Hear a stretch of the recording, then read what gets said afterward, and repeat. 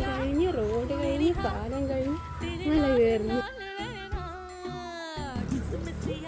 ടയർഡായ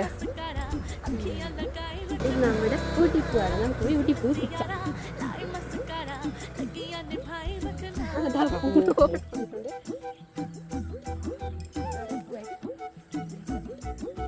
അമ്മമ്മയുടെ favourite parcel ഇത് അയച്ചു കൊടുക്കാം. ഇത് ഭയങ്കര കട്ടിയാണ് ഇതിൻ്റെ സ്റ്റെമ്മിന്.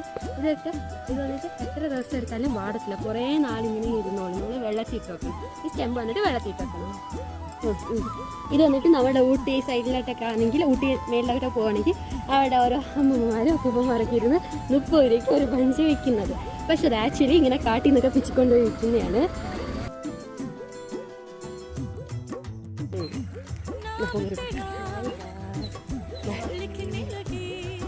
Bye.